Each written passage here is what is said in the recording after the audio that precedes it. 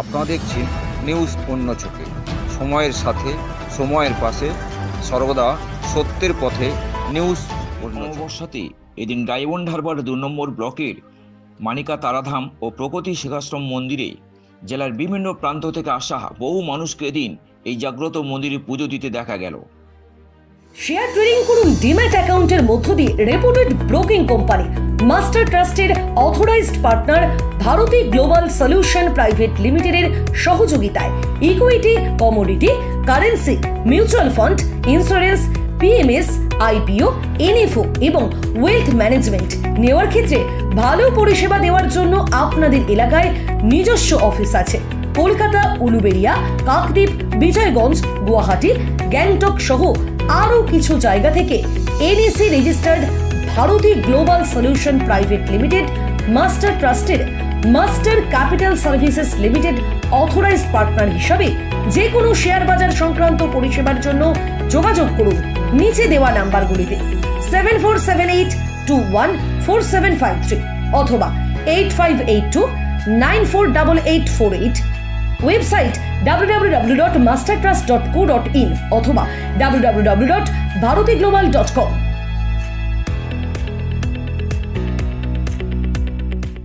শুধু তাই নয়, এদিন মহাসাড়ম্বরের কয়েক হাজার তারাধাম ভক্তদের সামনে শান্তির মহাযজ্ঞ অনুষ্ঠান করতে দেখা মিলল এদিন।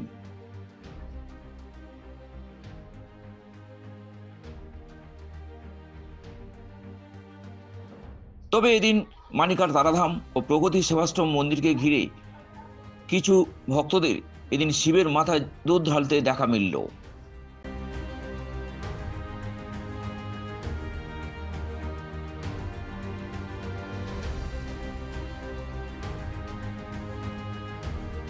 মন্দিরের পুজোকে ঘিরে একরাশ স্বপ্ন নিয়ে যে 27 বছরের বিকলাঙ্গ ছেলেটি মন্দিরের সিঁড়ি বেয়ে তারাধামের কাছে গিয়ে প্রণাম সারলেন, তিনি হলেন রামনগরের দীপেশ কাঞ্জি। কৌশিকী অমাবস্যার এই শুভ সন্ধিক্ষণে বাবা মায়ের সঙ্গে আসা এই বালকটি ছিল এদিন তারা মায়ের অন্যতম ভক্ত। চোখের কোণে চিকচিক করা তার মৃদু হাসি গোটা মন্দিরকে আলোয় ভরিয়ে দিচ্ছিল তখনও। এরপর তারা মায়ের মূল পুজোকে ঘিরে মন্দির চত্বরে তারা মায়ের ভক্তদের মধ্যে কখনো করজোড়ে প্রণাম, আবার কখনো তারা মাকে নিয়ে জয়ধ্বনি দিতে দেখা গেল এদিন। যেন প্রত্যন্ত গ্রামের মধ্যে গাছগাছালিতে ভরা নান্দনিক পরিবেশের মধ্যে এক মিলন উৎসবের বন্যা বয়ে যেতে দেখা গেল এদিন। শেষে তারা মায়ের ভোগ বিতরণে হাজার মানুষের সমাগম এবং শান্তির মহাযজ্ঞে মানিকার এই তারাধাম ও প্রগতি সেবাশ্রমে পুজো দিতে আসা ভক্তদের পদধূলি একরাশ ভালোবাসা, আর কখন যে সম্প্রীতির মেলবন্ধন তৈরি হলো তা নিজের চোখে পরখ না করলে বোঝাই যেত না। কি করলেন আপনি এখানে? কৌশিকী অমাবস্যাতে শ্রী শ্রী তারামায়ের পূজা হয়।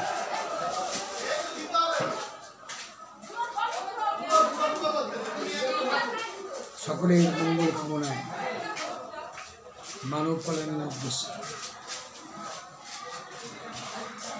আমরা প্রতি বছরই করে থাকি। মানে প্রথম থেকেই বছর আমরা করলাম। এই কৌশিকী অমাবস্যাটা সাধারণত ভাদ্র মাসে পড়ে, বছর ভাদ্র মাসে পড়েছে। এটা পুণ্যতিথি।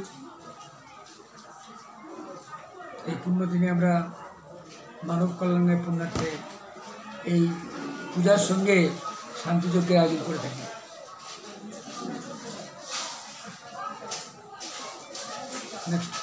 এইরকম কেন আয়োজন আপনাদের? এরকম বলতে ক্লিয়ার করুন। এইরকম আয়োজন কেন আপনাদের?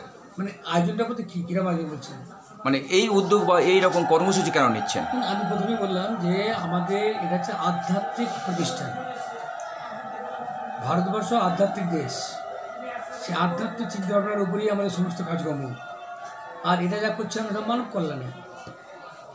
এটা কোনো গোষ্ঠী নয়, কোনো জাত নয়, কোনো নয়, মানব কল্যাণের উদ্দেশ্যে আমাদের এই অনুষ্ঠান।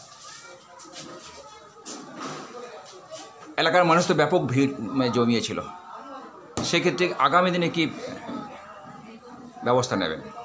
যদি আমি একটু ইতিহাস বলি, আমার জীবনে যখন প্রথম আমি তারাপীঠে গিয়েছিলাম সম্ভবত 1978, সেই সময় দেখেছিলাম তারাপীঠে 3টে কি 4টে ঝুপড়ি ছিল আর শ্মশান। হোটেলের তো প্রশ্নই নেই, এমনি কোনো পাকার দোকানও ছিল না। সেই জায়গা থেকে আজ তারাপীঠ যখন দাঁড়িয়েছে এই দীর্ঘদিনের এতে, আর আমাদের মাত্র 5 বছরের যে প্রগতি, যে উন্নতি, আমার ধারণা এটা একটা সময় বিরাট তৃপ্তি করতে হবে। যেসব মানুষ আছে, মানুষ তেমনি ভিড় করে না, মানুষ তার কিছু মনস্কামনা পূরণ হয়, মানসিক চাহিদা পায় না, যে কারণে মানুষের ছুটে আসে। সেই চিন্তা করলে অবশ্যই খুব শীঘ্র একটা পুণ্যক্ষেত্র তৈরি হয়ে যাবে। প্রত্যন্ত গ্রামের মধ্যে এইরকম কর্মকাণ্ড কেন করছে? যদি আমরা ইতিহাস ঘাঁটি, যত কর্মকাণ্ড হয়েছে সব গ্রাম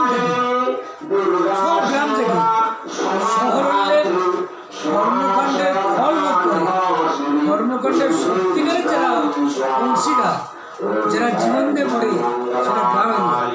সে তার স্বাধীনতা থেকে আরম্ভ করে সব কিছুতেই গ্রামের লোকের একটা বিরাট ভূমিকা থাকে। আগামী দিনে এই মন্দিরটাকে আরো কীভাবে নিয়ে যাবেন, আরো উন্নত বা ডেভেলপমেন্ট করতে চাইছেন? আমাদের উদ্দেশ্য আছে এখানে যেমন আধ্যাত্মিক ক্লাস হবে।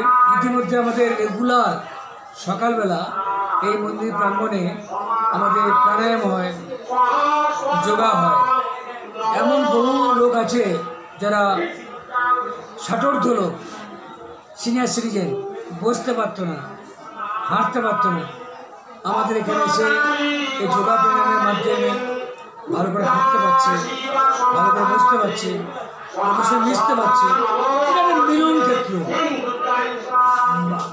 জন্মেছি এখন, মৃত্যু আমাদের হবে, কিন্তু আমার ধারণা এই একটা জায়গা তৈরি হচ্ছে, একটা শান্তির জায়গা। ক্ষণিকের জন্য এলে শান্তি পাওয়া যাবে, যেখানে সুস্থভাবে থাকা যাবে। সেরকম একটা তীর্থক্ষেত্র, সেরকম একটা মিলন ক্ষেত্র আমরা তৈরি করার চেষ্টা করছি। শান্তির মিলন স্তর, এটা শান্তির মিলনস্থল।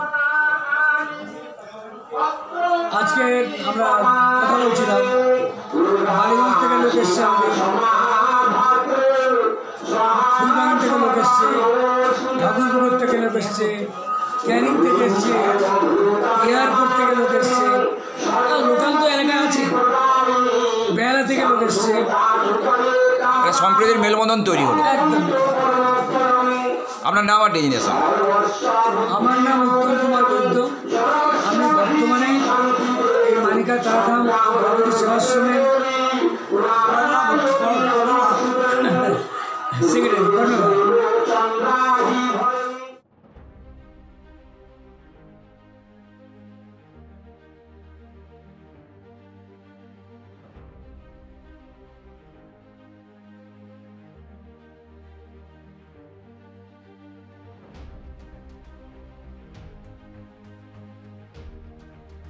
ফলতা থেকে ক্যামেরায় দেবদূত রায়ের সঙ্গে উত্তম দাসের রিপোর্ট, নিউজ অন্য চোখে।